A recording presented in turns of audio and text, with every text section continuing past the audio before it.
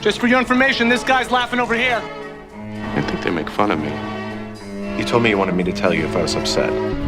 Then you're worth every penny they're paying you. Oh, God. I miss the 50s. Trying to think of what you could possibly say to make up for what's happened here. Can you be more specific? It's just my people are Nordic. This discussion, it's uncomfortable. This show is troubling. There really is something that we need to get out of the way. I know that's what you do. I guess I just don't have the stomach for it.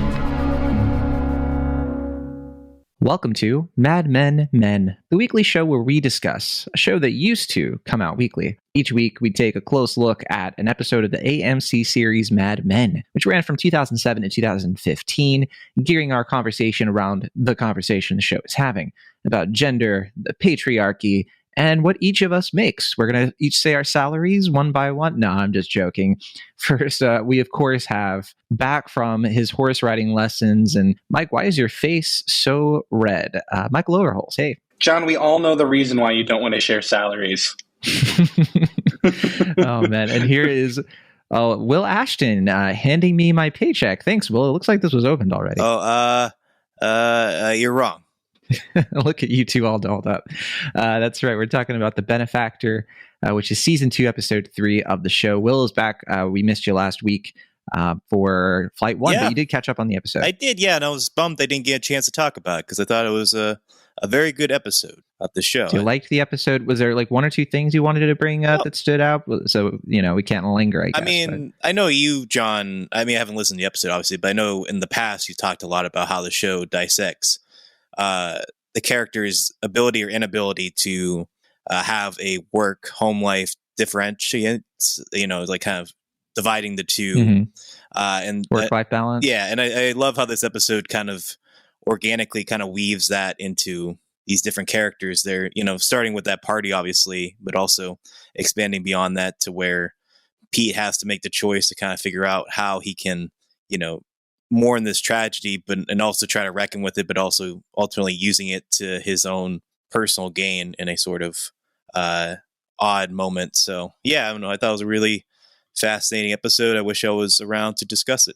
It's such a big Pete episode, yet we don't see Pete at all in this episode, and we only see Peggy a little bit. It's a big episode for those two characters, and they get a little bit of a break this week. Now, before we dive into the episode as per usual, we do have a quick announcement to make. So we have been on hiatus. So by the time you listen to this, we'll have been releasing episodes again, but we had to pause for a couple of reasons. The big reason is because the platform that we were doing this podcast for, the Young Folks, in which I was the film editor, sadly shut down. So we were actually not able to put out any episodes for a while. However, we are on a new platform. The editors and myself over at the Young Folks broke off to start our own new website called In Between Drafts. So this is the first time we're going to be recording an episode intended for In Between Drafts, but of course, we'll be releasing other episodes that we recorded before the whole shutdown. Those will be releasing again for sure.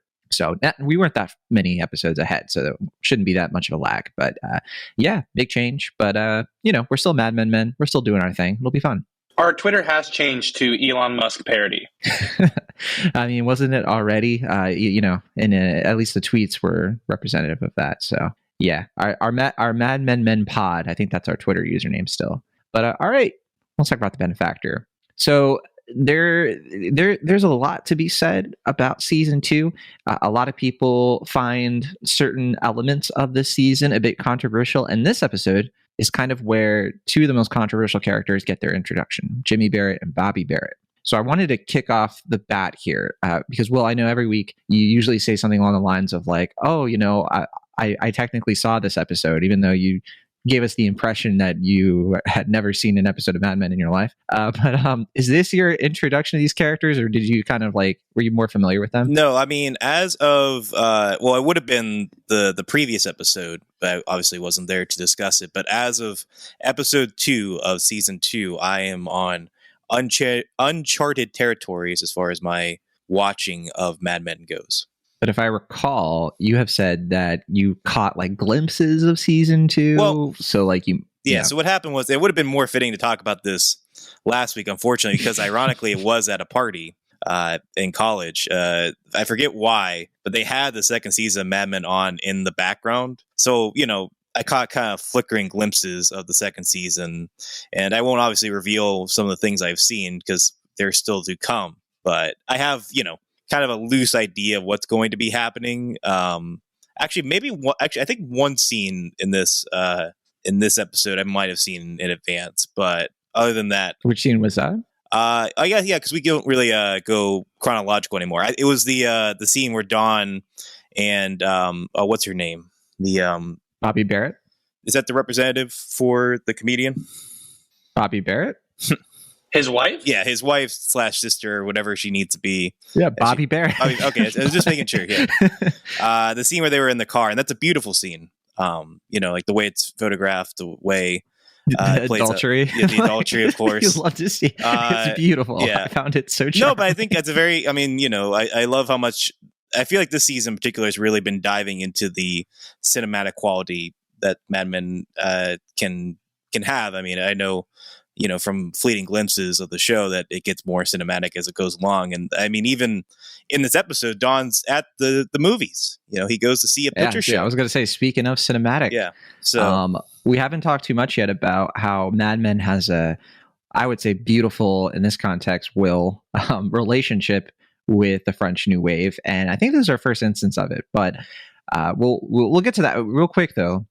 I just wanted to say, kind of like relating back to what I was saying before, I really struggle with Jimmy and Bobbie. These characters, I find them really annoying, and I don't love like their entire dynamic and all this stuff. But I do really like. I will say I do really like Patrick Fischler in this role. I do think that Jimmy Barrett is like it's like an inspired casting choice, right? Yeah, and I mean, it's just so fun because I'm used to him from Mulholland Drive. I know.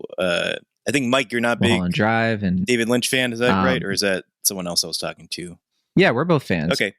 I wasn't going to spend too much time talking about Mulholland Drive, but I was just basically going to mention that he's in, one of the most famous scenes from that film. So that's my main point of reference. And he's basically kind of like the straight man in that scene, or those scenes at least. Mm-hmm. So it was just fun to see him kind of play a wacky sort of Jerry Lewis-esque type character. Yeah. Jerry Lewis, a little bit of Don Rickles. I get a lot of Joey Bishop from what he's doing here. And it wasn't until I remember Marvelous Mrs. Maisel came out that I got a little bit more acquainted with the stand-up comedians at that time, or the kind of, like the Joan Rivers and all that. And I could definitely tell who he was really studying, since this is still the early 60s. I mean, definitely Joan Rivers is, as he was just talking about his vagina the whole time. As a giant, what? I butchered that line. I said, because he was talking about his vagina the whole time. It's a great way to open the episode, though, because I just think that like the commercial, I don't know, it does transport you a bit, and I love that commercial set. I mean, I love that with set. the silhouettes. I mean, this gorgeous. Yeah, and I love the production design for it. Yeah, it just felt like they were about to sell us a Dos Equis, like the most interesting man is about to come out. Right. Take it from a nut. Utz is better than the nuts. Yeah. I think. Wait, no. Yeah, Utz is better than nuts. I butchered that. I don't know how much attention they put to detail, but it sounded like even the sound quality of it was reminiscent of like kind of like that tinny quality from like those commercials of those time that I really like too. I think part of that is just Fischler's voice a little bit. Yeah, sure. Like it kind of just, there's something about it that like it hits the mic in a funny way.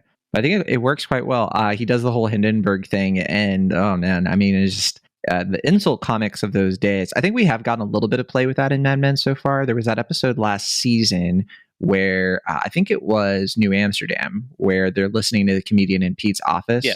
And so, there's like a little bit of that was there. But Bob Newhart they were listening to, right? Bob Newhart. Yeah, I was blanking on him. But okay, so I want to know, though, is that just me?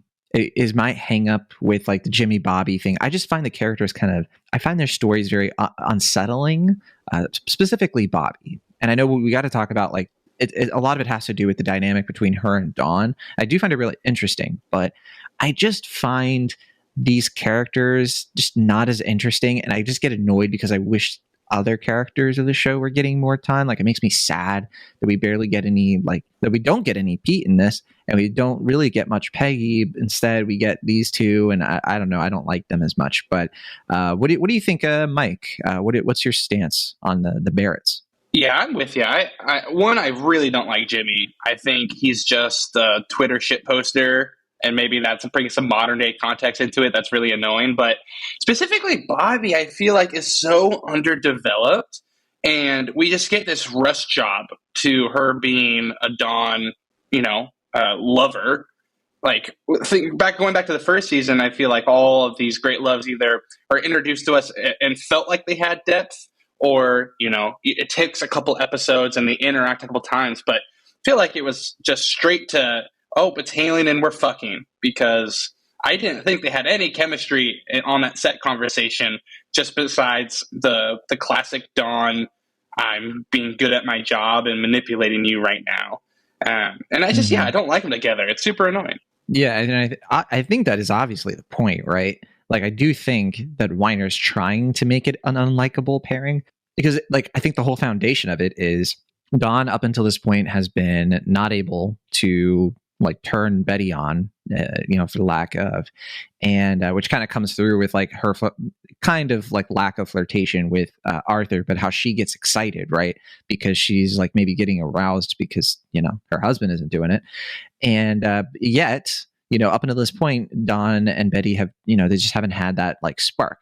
And there's this, like, boredom and humdrum to their lives. And I think Weiner's trying to say that, like, it wasn't love or, like, genuine chemistry between him and a character like Rachel that was what causes these affairs. Like, what I do like about season 2 is it does kind of show us how season 1 came about, like, their dynamic, because it resets by the end of season 1. He tries to go back, because of the wheel episode. He tries to go back to how things were before. He tries to be faithful. He's actually spending time with his kids, which I found very uncomfortable, honestly. Like, him hanging out with Sally and Bobby, the way, even just in a different room, I was like, this isn't Dawn. Like, this, I might throw up.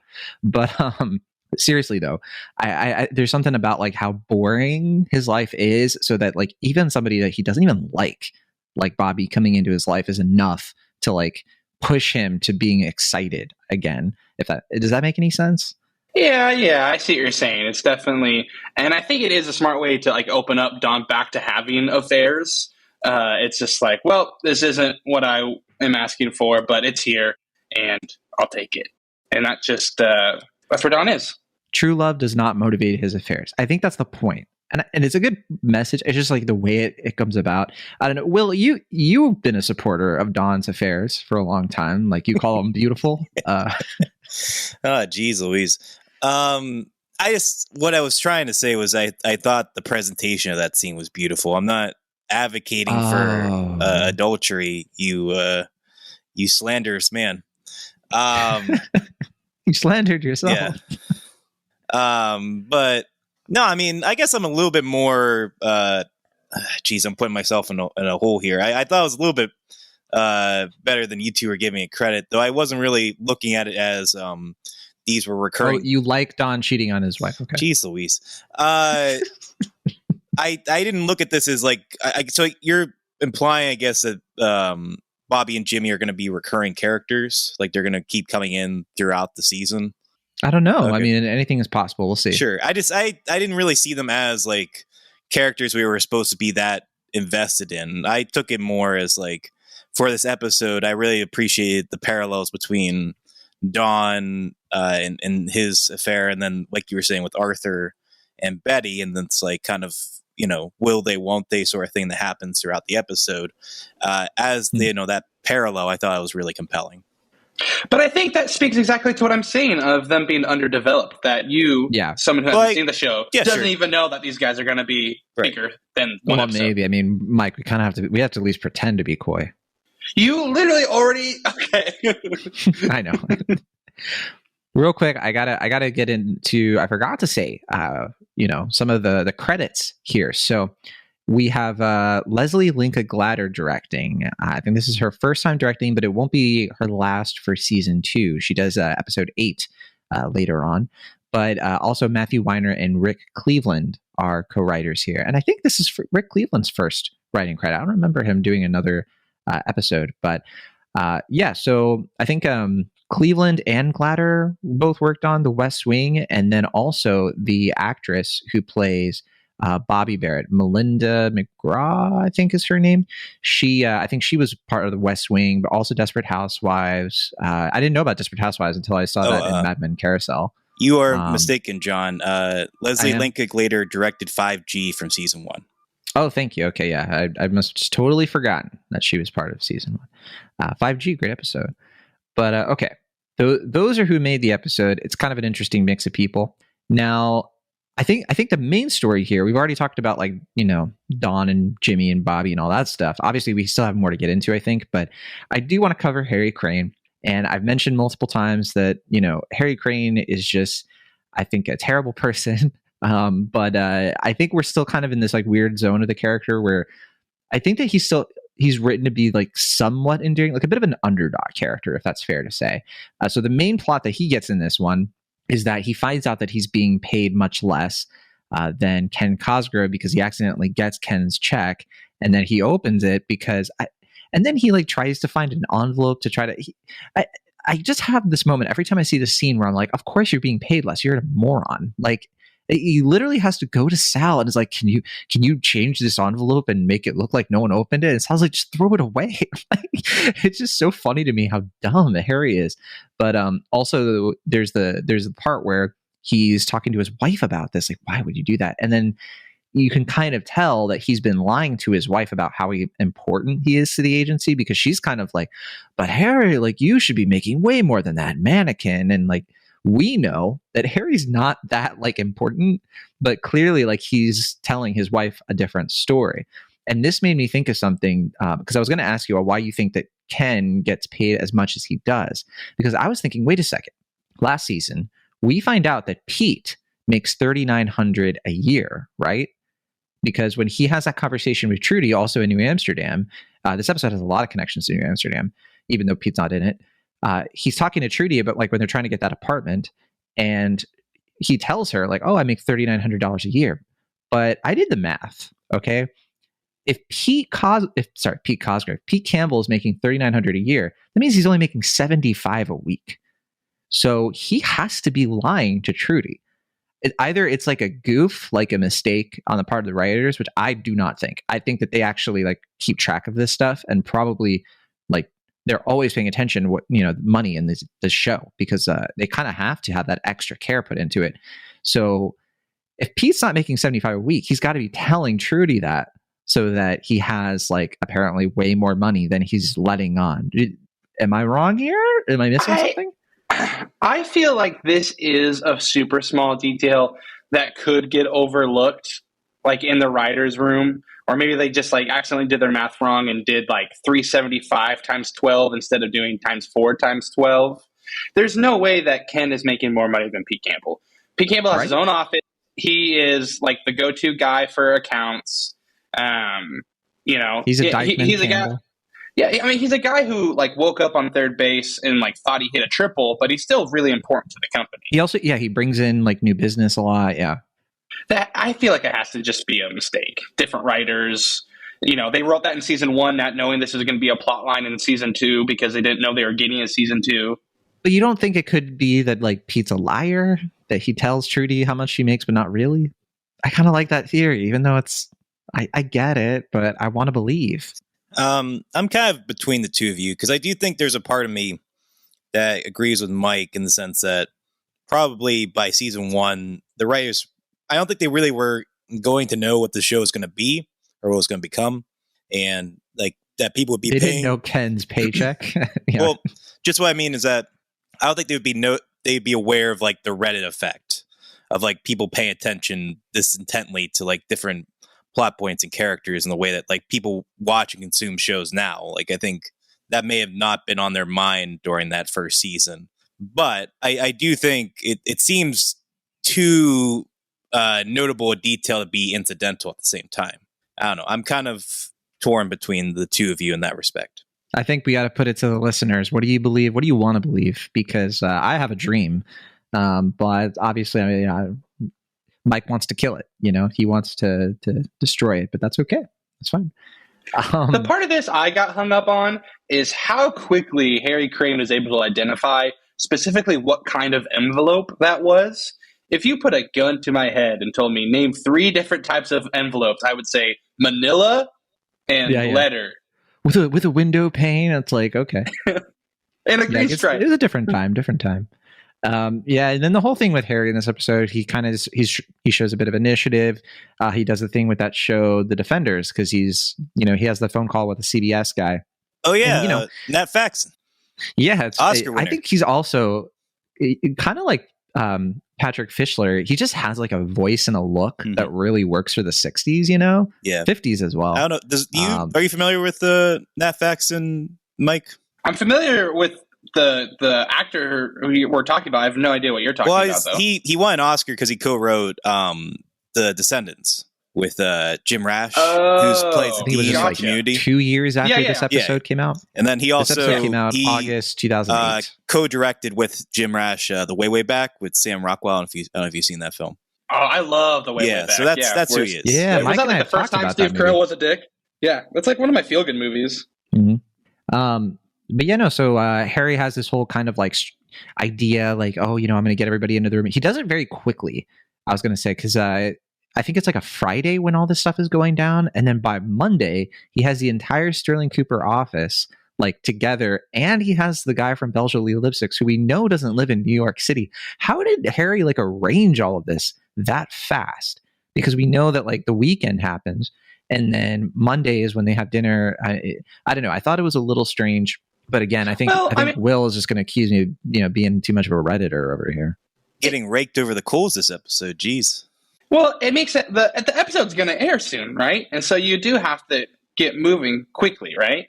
So I mean, and it's that Belgian Lee guy. Like, it's his job to be the liaison between Sterling Cooper. They can't just hop onto a Zoom meeting conveniently. I don't think it's that weird to get a call on a Saturday morning being like, you got to fly to New York for this Monday meeting to discuss this thing for 30 minutes. That's the thing. If like Don's arranging it, yes. If Harry Crane, like I'm surprised we don't see any sort of like Harry coming to Don about this. And like, I don't know. I thought it was just a little bit like rushed, but I kind of get it. It's a small thing. But you get Roger saying like, oh, it's impressive that you did all this, like, good job. So I feel like it's something that maybe they filmed, they cut because they didn't have time for it because it is the B plot. But it is implied that he does go to Don. He does all that work. Don probably is the one that arranges the meeting since he's in it. Mm-hmm. But, I digress. I'm going too deep into this. No, I think that's a good defense. Good argument there. And I think that I got to say, I don't know how you two felt about just like the Defenders kind of thing. So the Defenders was a real show. It was based. I love the way that the CBS guy like explains it. He's like, they're lawyers and they really care. I just love like that's such a TV executive kind of way of putting it. But it was a real show. It was about like I think they were like father son or something like that. I've never seen an episode. Father son. Yeah. And it got retconned to being it's like to being a prequel to Boston Legal. That's true. Yeah. So Michael now has Mad Men Carousel, so he's now getting into the finer details. Love to see it. We have no secrets to hide anymore. He knows all of our dirty tricks. That's right. We can't have our like coded messages anymore, like while Michael's sitting there like looking sad and alone, his hands trembling. But no, a lot of mention of abortion in this episode, which it's definitely hard to watch. Like, I'm definitely watching this in a different light than I was the last time I rewatched the show, which was a couple of years ago, because it was before the Dobbs decision, and so like obviously abortion has been shot to the front of like American conversation again, and so it's definitely easy to see these episodes or see this episode in a totally different kind of vein. Like, I can certainly feel the anxiety of the characters in this because this is way before Roe v. Wade in 1973, right? Or was it 73, 76, something like that? But so that was kind of interesting. I don't know if either of you had a reaction to that, especially when they're talking about that. Like, they mentioned abortion, like 31 times in 50 minutes and all that stuff. I do think it's just what got me about this is the timelessness of Mad Men. I mean, there is an abortion in season 1. Obviously, now they're bringing this up here in season 2. And it's not just something made up for the show. Like, this literally was the episode that they aired. CBS did have an issue with the sponsors. And, it's something that we're still struggling with today. I think there are certain like programs or like southern states who wouldn't want to watch an episode that is so focused on abortion. Recently there was like a Grey's Anatomy episode that was really focused on states that weren't allowed to have abortions and that killing a woman, and the ratings were so skewed across the country based on where you live for like that specific episode. So it's still something that we're dealing with today, and which is insane. But I'm really glad. That's why Madman's so good. It's timeless. It talks about political issues, and it doesn't shy away from it. Yeah, that's definitely well put. Is it time for us to talk about the French New Wave? I have a question for you two. Do either of you know what the movie is that Don is watching in the movie theater in this episode? Yep, that was the Pink Panther. Close. It was actually Looney Tunes, but sorry. You have a what are you gonna say? Will? No, I was gonna say I was hoping you would tell me. Oh, do you not know? I don't. Well, think so. The French Connection. That's because nobody knows. Matthew Weiner refuses to tell anybody what this movie is. He claims that it is an extremely rare film by a well-known director that very few people have actually seen. And he refuses to tell anybody about it because I think he said in an interview that he doesn't have the rights to it. And so he actively is just not telling anybody. A lot of people speculated that it's a lost film. And some people have even speculated that the show created it. And he's just sort of like being a bit of a jokester, a jester, daring guy. But I like to think that it is like a rare lost film. But to this day, no one has figured it out, what the movie actually is. Lots of theories online about it. And I looked into it a little bit. None of them looked like they carried much water to me. But I do think it's interesting that in this episode where we get so much Harry Crane, and a lot of the A-B plot is between like Dawn and Harry and how they relate to their marriages.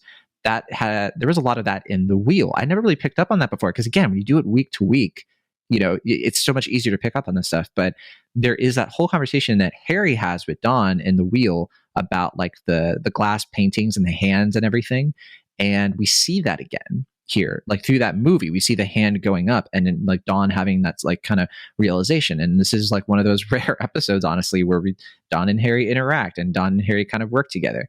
So I didn't have too much to like make of that, but I thought that was kind of cool personally. Well, I did want to ask before I forget, when we have that shot, another fittingly cinematic shot of Dawn with the cigarette watching the movie. Is that how you like to imagine yourself at the screenings? When you're watching like Minions: The Rise of Gru, is that how you envision yourself watching films?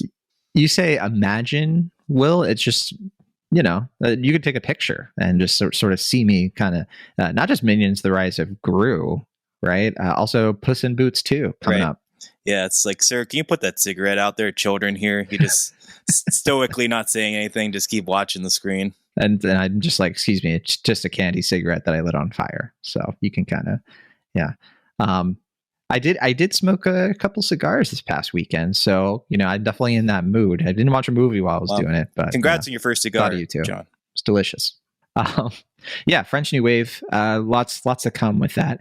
Have either of you two? I know your bosses listen to this. Have either of you two ever watched an indie film during the day when you were supposed to be working? Who wants to go first? Yeah, 100%, absolutely. Without a doubt. There's been times where I'm doing it while working. On one monitor I have movies on, and the other window I'm slinging sales. Wow, I'm impressed, Michael. You're honest and you're true, but also you're a wonderful employee because I'm Harry Crane. I'm very important. If you ask my girlfriend. All right. Well, what about you? Wait, anything you want to confess? I mean, I feel like the intersection between watching films and my work is so intertwined that it seems likely that you're literally on movie sets and stuff. Right. Yeah. So I feel like it's almost a certainty that I've watched films either when I'm not working or I am working. And, I work at indie movie theater. So literally while I'm working, getting paid, at times there have been days where I'm watching a movie. So the answer is unequivocally yes. I can't wait for the day when I go to the Harris Theater and I get to be your worst nightmare, Will Ashton, because I'll be there while you're working. Okay. And what are you gonna? I'll be that guy. You're gonna ask for extra butter on your popcorn and I'd be like, "Where's your seasoning? Yeah. The bulb and the projector is dim. The person several rows ahead of me smells funny. All that stuff. It's gonna happen. just as long as you don't do anything. What is the? Oh, sorry, good. Oh, sorry. No, good. I was gonna say, what is the correct movie snack? The correct movie snack? Yeah. Well, I don't know what you Peanuts, mean by right? correct. We can define correct for you. Okay. It means opposite of wrong. Okay. Well, I just don't know if you mean like correct in the sense that it won't leave a mess, or correct like you'll get the most enjoyment out of the snack. I'm not exactly Are sure. you? I'm talking. I'm not asking for as an employee. I'm not asking about what you hate to clean up. I'm asking for the enjoyment purposes. Like, I'm gonna sit down and I'm about to watch Morbius 7. Get Morb. Get more. What should I be eating? Well, it has that to was be. get more to the Greek. I don't know. I've always felt, and this is probably a controversial opinion, that I never really felt popcorn was a fitting snack for the movies because it makes too much noise. Like you want something quiet that you can kind of eat and chew on, but doesn't make enough noise that you're bothering patrons. So, And that's why Are you you trying to choose tell me that chewing cotton tobacco. candy? no, I was gonna say like Swedish fish or something, like something kind of soft and tangy that you can chew on, but you're not like I like Sour Patch Kids. Sure. So like any kind of gummy is good. Yeah, I think gummies are good. I would say as like a former theater usher cleaning these things, I'll take popcorn over peanuts. Oh yeah, because cleaning that is so annoying. Never had peanuts. Sunflower seeds. Yeah, I'm so glad we don't do that. Yeah. The worst is when those sunflower seeds get caked into the seats. I don't know if you've had to deal with that, John. They get caked in the seats. They get into like, somebody will spill a soda and then like their sunflower seeds will be in the soda sticking to the floor and you just got to like mop it power up. wash it. Yeah. I've had situations where I've just taken a wet floor sign and put it there and been like, the night crew will take care of this. Yeah. But anyway, that's enough movie theater talk. Back to the episode. I was going to ask you guys if you like Utz potato chips. I got to admit, watching this episode always makes me a little bit hungry. Like I want a little bit of a snack. I don't even like Utz, but I like them better than nuts. John. Can I admit something? Go ahead. Yeah. They're your favorite? Don't think I've never had them. That's you never insane. had Utz potato chips? Maybe it's maybe it's like an East Coast thing. Wait, no, Will hasn't had Utz. What are you talking about? They're from Hanover, PA. Of course I've had Utz. I was about to say, I was like, they're based in Pennsylvania. Yeah, I was going to say, yeah. I thought you had just said like, oh, neither have I. No, of course I've had Utz. That was actually, yeah. I remember when I'd watched The Office, I think that was the first time I'd seen Utz in like a show. And I was surprised. It was a good attention to detail because that show's obviously filmed in California, but it takes place in, PA. And I always liked that the vending machines had proper attention to detail when it came to PA snacks. Yeah. There's Utz everywhere, though. We have Utz everywhere in Virginia.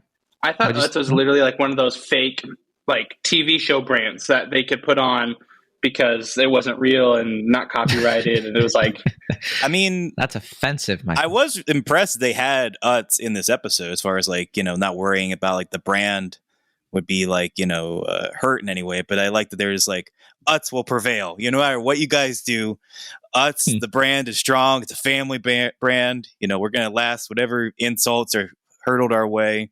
Mad Men does that a lot. I mean, so many of the companies that they have as part of the show are real. A lot of them aren't. Like Belle Jolie is in this episode, and it's not real, as we've talked about. But I just mean that, American Airlines, Mohawk, like you see, like him being visibly like disgusted by Utz, like that he doesn't really enjoy eating them, and I thought that was who doesn't? Jimmy.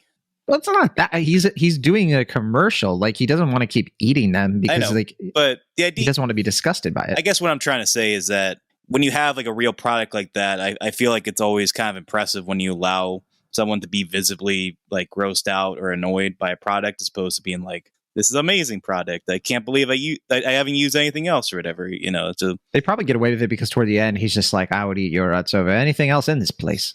They serve snails here? Yeah, sure. Which I think that's good enough. I mean, that's the thing. They're able to get away with it, I think, because it's product placement that has people thinking about the product and it's not as passive.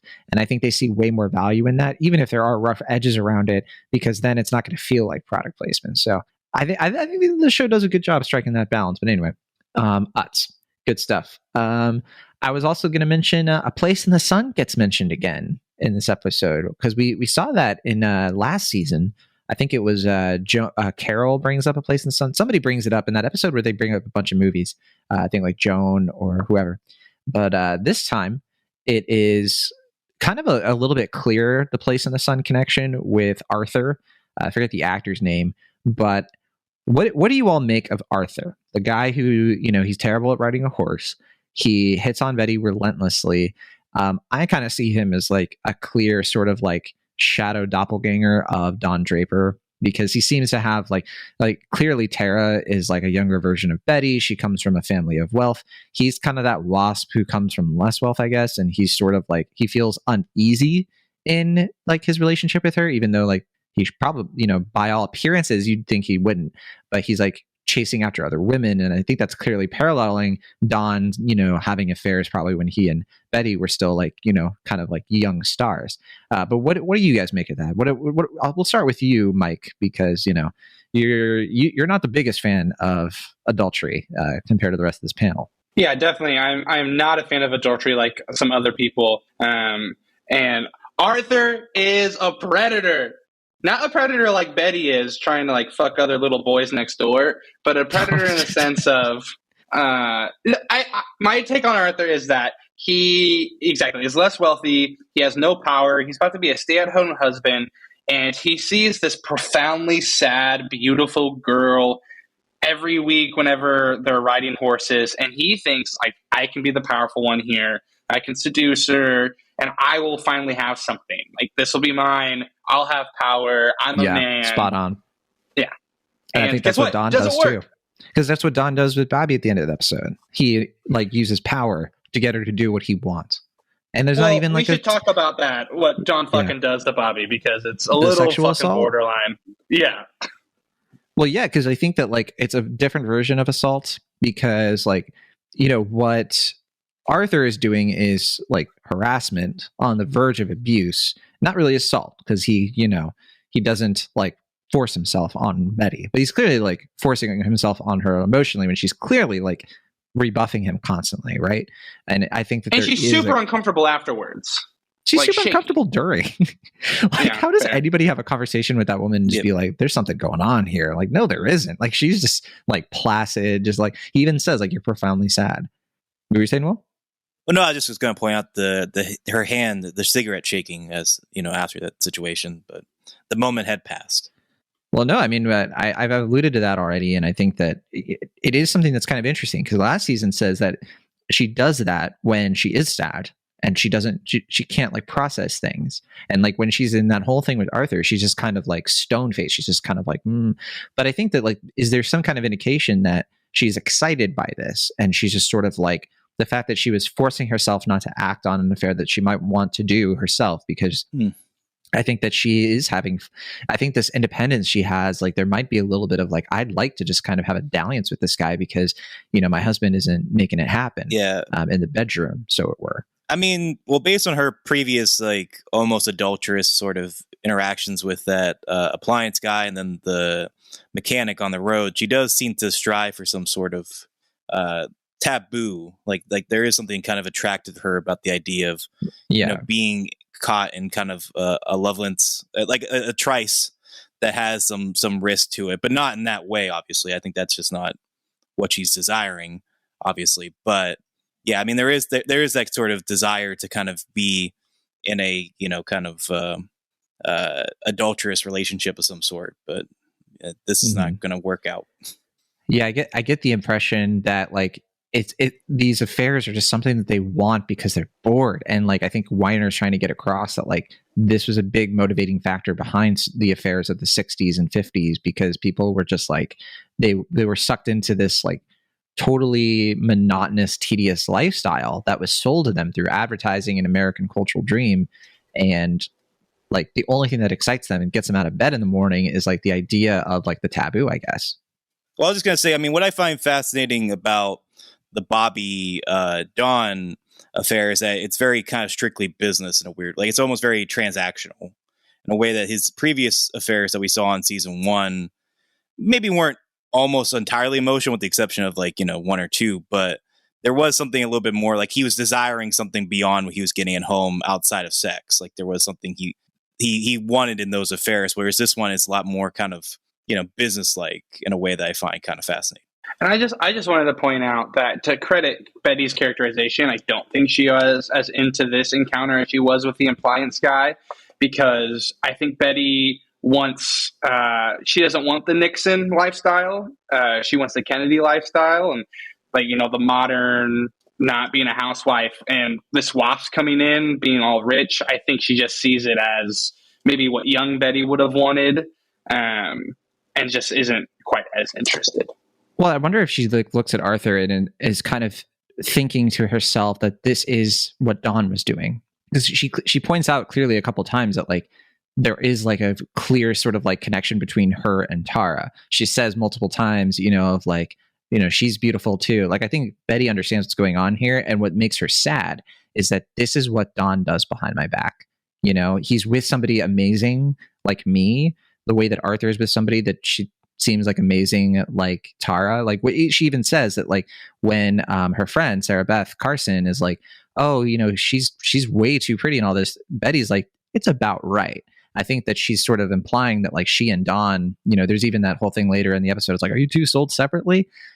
She sees their couple like they are kind of like on a playing field that like by appearances should match, but then she sees this guy going behind Tara's back for boredom or whatever reason, and I think that's what's making her sad. I think that's what ultimately is like freaking her out. She's just, you know, having a realization about what's really going on with her marriage, and so yeah, she doesn't act on you know, it. I didn't think about that before. That's like really true. And going back to last season when she finds out about her friend's affair, that's why she's so distraught. Is like, how could somebody do this? And now she's actually seeing, oh, this is how somebody does it. Right. Then they're doing it to her. Yeah, I mean, the only thing I was just going to add, and I do agree with you, John, but I feel like what I find kind of fascinating about Betty, at least so far as we've seen her, is that she doesn't really feel tethered to any particular identity. Like she with her being like a housewife, being a mother, being a wife, like it just doesn't feel like she seems like there's something very missing, and she can't quite figure that out, especially with the loss of her mother. And I feel like, yeah, like she's kind of almost desiring to sort of you know, like kind of trying to kind of play the part of the adulteress here. But I think at the same time, as we saw in season 1, like Betty feels things very deeply. Like she feels things in a way that I feel like Dawn has allowed himself to kind of cut off a lot of those emotional ties for most of his life. But Betty just can't really do that. And I feel like that's also another reason why this scene is so like affecting for her, is like she can't really divorce herself from, you know, the emotions that are implicit in that relationship. And so, yeah, it's something that I think is so key to her character, that balance of the two that, you know, makes her, as Arthur says, so profoundly sad. Well, there's such a consistent through line of this, right, in Mad Men as a series, which is that women in this show tend to be desired the most when they're outside of those identities you mentioned, where they're not in the identity of housewife or whatever. Like Betty, like there's something to be said about the first time somebody is like actively trying to pursue her and try to be like, you know, do something with her like this. It wasn't the salesman. He was just there to make a sale. That was when she was firmly in the identity of housewife. It's when she's independent, when she is like riding a horse, she's good at it, she's doing her own thing. It's something, I think that's why the episode goes to great lengths to show like why she's not bringing Sally to this, because it's her thing and she doesn't want her family there. And I think that's when she's being desired the most. It's the same kind of thing we see like Dawn actively pursuing women in season 1 tend to be more independent women that he respects. People like Rachel and Midge, who don't, you know, rely on anybody else. They're not housewives. They're not, you know. So I think that there is a lot to be said there about how the show views, you know, desirous women, I guess, which is why I think the whole Desperate Housewives connection with this episode is kind of funny. Yeah, because I think we even talked about how like the one time in season 1 where Dawn found Betty to be very desirable was when she was being a model and being more independent, and therefore she was able to kind of find that like life outside of work outside of her home life in a way that Dawn found very exciting and stimulating. So yeah, agreed. I do just want to fact check John one time. The first time Betty was seriously desired for and sought after was while she was babysitting. She was being independent in that respect. Fair enough. Yeah, she wasn't in her house. She wasn't anyway. Okay, let's move on. I was gonna say I love the line though where the first time Arthur says, "You're so profoundly sad." I love that Betty quips that it's just my people are Nordic. That line got a good laugh this is out a of funny me. Yeah. episode. I gotta give it. I give the episode points for its comedy. Lois gets fired, and not with a bang, but with a whimper. She's unable to cover for Dawn. I love what he says about that too. He's like, "You do not cover for me. You manage expectations." Yeah. But it was such a sad, Lois's face, Krista Flanagan is just so good in this role. It makes me a little sad that we don't get as much Lois, at least up until this point. And now that she's fired, it's I would have loved a whole season of her being his secretary. But it does make sense that of course she gets sent back to the switchboard. She's pretty terrible. But she'll always have the bowling team, right? It's just sad that she didn't even know what she did. Right. She's just wait, what? But it's so funny. She's just Ben Cosgrove. I was going to mention, what else do we have here? So Lutece is a real place in New York City. I wanted to mention that. Oh, go ahead, Mike. I want to talk quickly about, we just did so much Betty, but Betty at the end of the episode in the car on the way home. Yeah, I wanted to talk about that too. It's so the name of the episode is the Benefactor, right? And it's an episode about power couples. The main couples we see, at least married couples, are Dawn and Betty, of course, but then also Jimmy and Bobbie Barrett and Harry and Jennifer. And there's a lot of sort of how do these couples work? Oh, and the Shillings too. How do these couples kind of interact with each other? And, are they each other's benefactors? Is that what the show is getting at? But then also Dawn specifically calls out the benefactors, the Medicis, a family that sort of supports another. I thought that it was kind of interesting. And that's why the episode ends on an arguably positive note, at least for Betty, because she's misinterpreting the situation, I think, where she's kind of feeling she had a lot to do with Mem Carousel actually brought this up. She's feeling she had a lot to do with why Jimmy did the apology, when really it was because Dawn did something horrific. What did you two make of that? I'll start with you, Mike, because I know you're not a big fan of. I'll stop making that joke about Will liking adultery. That's obviously not true. Will is a good guy usually. I don't know. He is wearing a shirt that says, "I love it when other people step outside their marriage." See, and that's have why sex I've been with thrown other off. people. Yes, exactly. It's Thank a you for wordy saying shirt. I don't understand why someone made it. I'm just kidding. I love you, Will. No, I forgot about this scene, and so I was genuinely confused. When Betty started crying, I was like, "Oh, she knows," because it's to me, it's pretty obvious. Bobbie leaves, Dom comes back, Bobbie comes back. And I was like, "Oh, motherfucker, she knows." And then it's "Oh, actually, exact opposite. She is." Yeah, and Bobbie's hair blind. Bobbie's hair looked from the get-go it kind of has that purposeful messed up look, after having some kind of dalliance. But obviously, that adds to it because of what we know. Yeah. Yeah, but it made me feel so sad for Betty, because she genuinely that's what she wants, right? She wants to be independent. She wants to be Don's rock, and she wants to be involved in this. And Don just doesn't give a shit. But he's accepting the win, right? He's just "Yeah, lay on my shoulder. I love you, Birdie." What do you think, Will Ashton? Do you think? Because I was going to say, I think it's clear to me that she's not sad crying, because we know what Betty does when she's sad. She doesn't really cry, right? She kind of just trembles. I think the implication here is that she actually is crying from happiness. But what do you make from that? I mean, Mike was saying, where her on Dawn's shoulder, that shot kind of mirroring one from, I'm trying to remember if it was season 1 or beginning of season 2, when they're riding back from, I think, their interaction with Roger. It's very reminiscent of that scene. And that's one of the few times we actually see Dawn and Betty kind of being happy in their marriage, and they're also, the relationship tends to thrive in cars. Yeah. And I don't know, I mean, just kind of paralleling that shot, and just kind of, obviously we know a lot more about Dawn and Betty's relationship at this point than we did that early on, because I think that was episode 2 or something like that, Ladies Room. I don't know, it's just, it feels like there's so much left unsaid in their relationship oftentimes, and it makes sense why they're married and they can have a functioning marriage, but there's also just the inherent sort of